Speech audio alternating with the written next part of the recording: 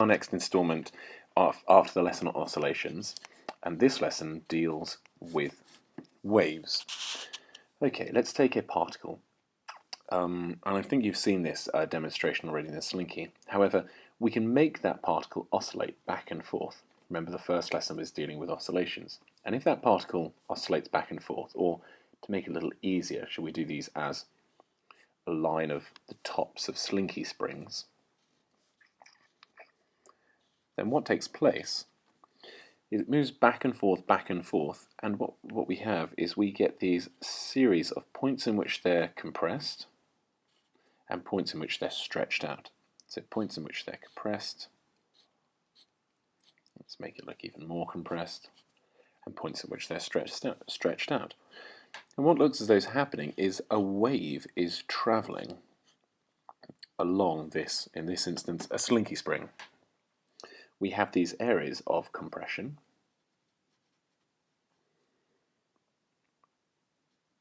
and these points here, and we have these other areas which, it's a bit of an advanced term, but they're called rare refractions.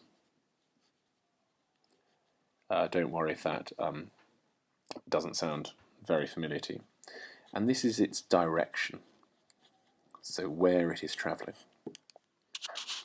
This type of wave, if the direction and the vibration are parallel to one another, so in other words, if this is the vibration and this is the direction, then this is called a longitudinal wave.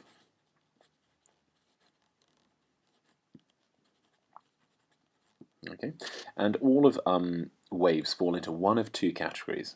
One of them is a longitudinal wave, and the other one is a transverse wave. Now with this we have the same particle, but let's imagine we vibrate it up and down. So this is our vibration, and now imagine this is where the particles rest. Of course we've got quite a lot of particles, so this is the rest position. What happens? Well, we get this nice wave effect, and one which you're quite familiar with. If you sort of say a water wave or something and you took a snapshot of it, this is what you'd see. It's called a transverse wave. In other words, the vibration and the direction, this is the way the wave is moving, are transverse to each other at right angles to each other. Good, okay then, so let's just have a look. We would measure this, of course. If we were measuring this, we'd measure this on a distance scale, and we would measure this on a distance scale. Distance in meters, distance in meters. Good, so if we need to define what a wave is, waves occur if a material, and when I mean material, a more advanced word for that would be medium. So it could be a string, or it could be water particles, or it could even be something a bit more exotic than that, like an electric field or a magnetic field. So waves occur in a material or a medium that is vibrating. And importantly, energy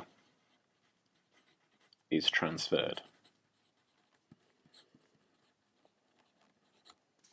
Not matter. Let's just talk about that briefly. And this particle here still stays there. The next particle along moves a bit up and down, but it still stays there. So this particle doesn't go to the far end, nor does this particle go to the far end, but the information and the energy goes to the far end. The information and the energy goes to the far end. Very important. Now, if we look at one of our transverse waves, let's just put a box around there so you know what I'm talking about. How do we define one different type of wave from another? I mean, for instance, transverse waves can be all different types. They could be, they could occur in a different material. So one could be in a water wave and the other could be an electromagnetic wave. But if they're both in the same material, how do you differentiate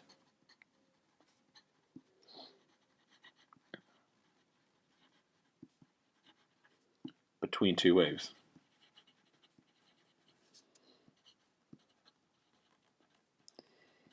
If they vibrate, same material. Well, in order to do that, we need to talk about the characteristics of waves.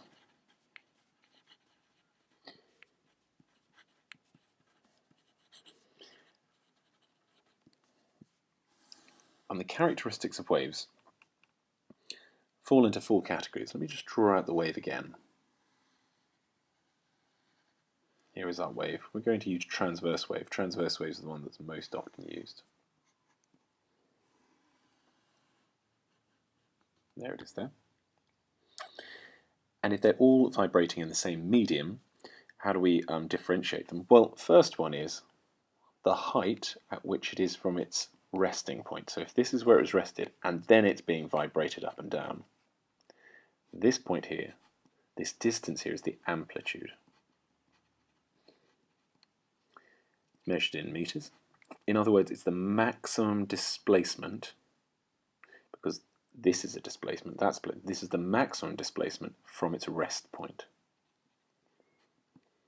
Similarly, this could be the amplitude as well. Okay, what's another one we need to do? Another one would be the distance from the peak, well, let's try the trough here to the trough here, is known as the wavelength. It's given the symbol lambda, strange symbol. It's given the symbol lambda and measured in meters. Now that could also be the distance from this point here to that point there. It's still the same thing, it's still the wavelength.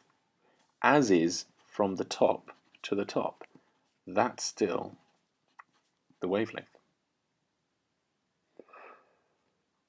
Now, two things. One, it's got a strange little symbol, and two, it's not to be confused with what we've done before. Let me show you why. This is a distance on this axis, okay, measured in meters. Now, in our previous video, we did exactly the same thing, but this time we had a time axis in seconds. And we were saying, well, from here to here is known as our time period, or t. Now look, the difference is this is a distance axis, so it gives rise to the wavelength. This is a time axis, so it gives rise to the time period. Bear that in mind. However, when we talk about the differences between waves, we talk about their amplitude, their wavelengths, and as well their frequencies. Let me show you why. If I had to describe one wave versus another wave, here's one. There's its rest position. And here's another. I'll draw the rest position in again so it's a reference. And here's another one. Okay, how can you describe this one as against that one? Well, we say the amplitude is less.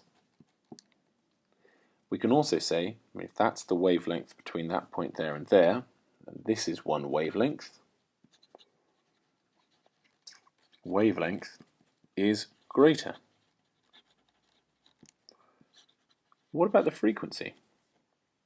What can we say about the frequency? Well, because the wavelength is greater, the frequency is less. And if you like to sort of think about that, there are many more happening here and less there. So bear in mind, as wavelength increases, the frequency decreases. Good. Now let me just note down again, because you'll want to know this. You'll need to use this. The period of oscillation, t, is the time for one oscillation to occur. the frequency, f, is the number of oscillations per second. Measured in seconds, measured in hertz. I hope that's just a recap. Okay, let's get on to some nuts and bolts. There's one last property that we need to think about, and that is the speed of a wave. Now, how do we work out speed? Hopefully, you can recall from your work before that speed is distance divided by time.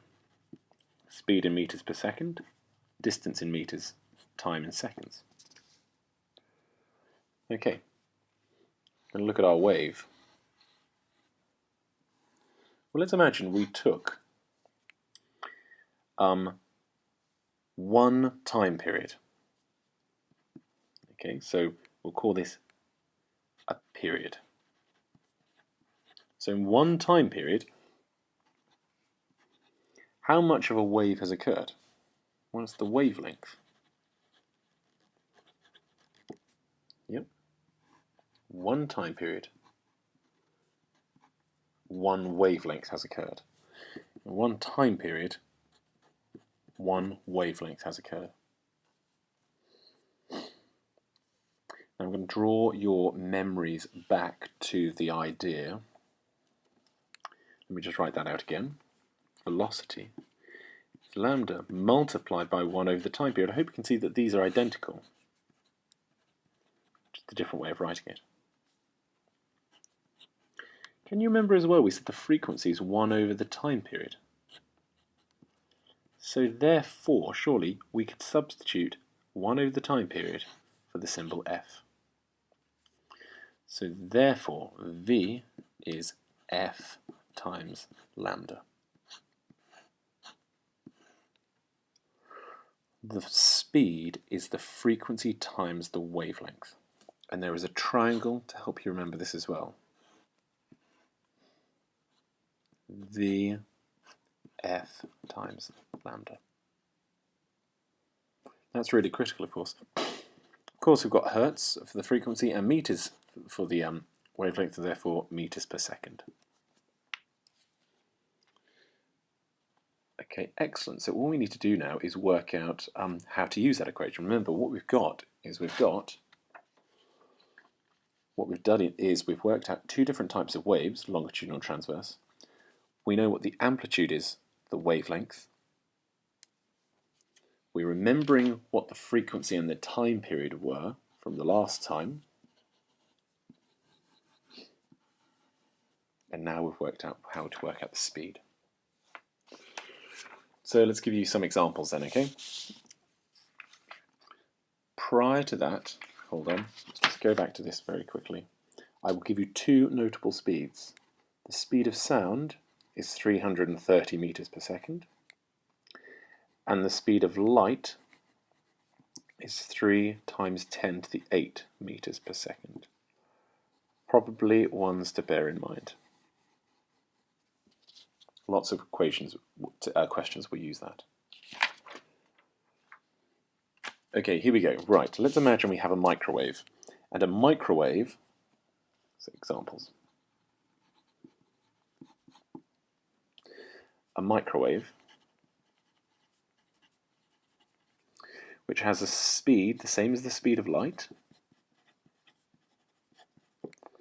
And let's say it has a wavelength of 1.5 centimeters. Careful about that. What is going to be the frequency? If you think you know, hit pause. Otherwise, here comes the answer. Okay then, right, so 1.5 centimeters. Remember, you need to measure it in meters. That's 0.015 of a meter.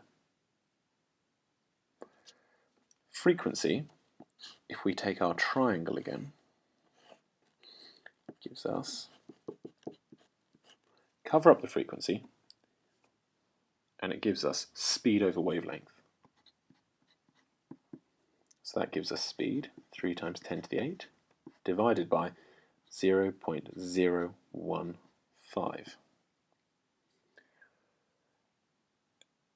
I've got to do this in my head. Hold on, calculator. brain's not quite working. So we have as our answer, see if you can beat me to it,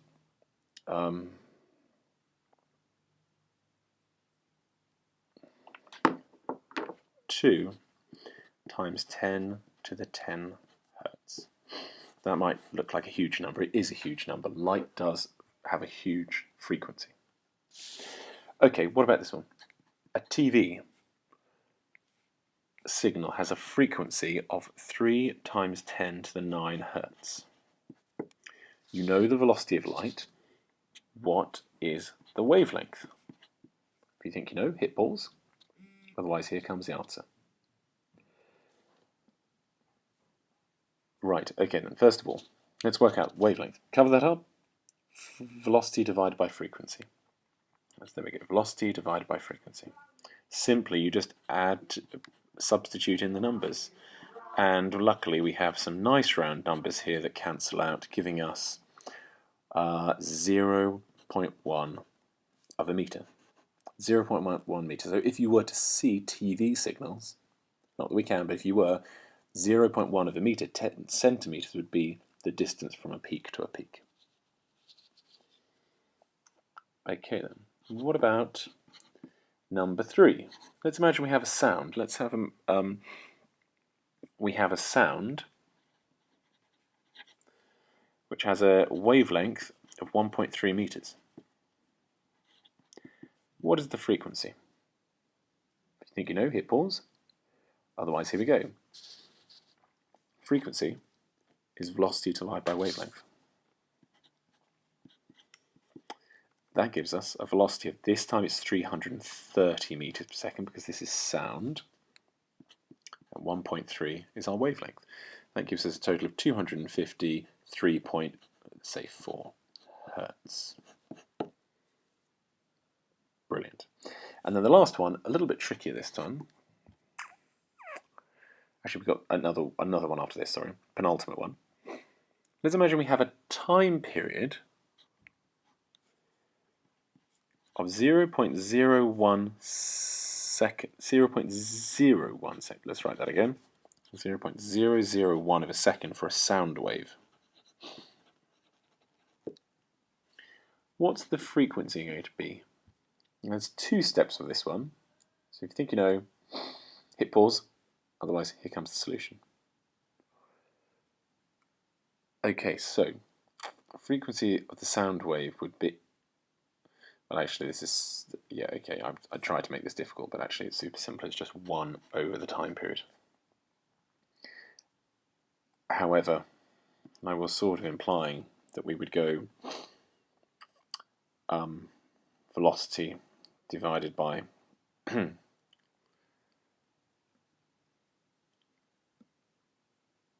you know what? Ignore that question. Apologies if you spent hours trying to do it. Here, let me give you a much better one, and the trickiest one so far. Here we go. You're sitting in the sea, and you see 6 waves pass you in 1 minute. You also noticed that from the peak to the peak is 2 meters. So these are your 2 bits of information. What is the speed of the wave? Think you know, hit pause, otherwise here comes the solution. Okay, 2 parts to start with. First of all, you need to work out the frequency of the wave, or should we say the time period. And the time period is the number of waves, the time, which is 1 minute, 60 seconds, divided by 6. That gives us 10 seconds. What's the frequency? The frequency is 1 over the time period, which is 1 over 10, 0.1 hertz. Or if you wanted to, you could have said, well, actually, it's 6 divided by 60.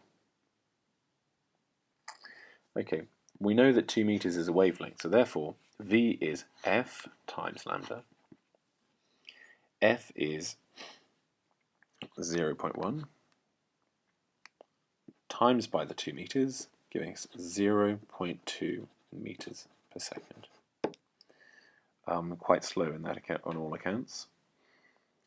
And I'm just going to make sure if that's right. 6 divided by 1 minute. Yes. Brilliant. Right, I hope that all made sense.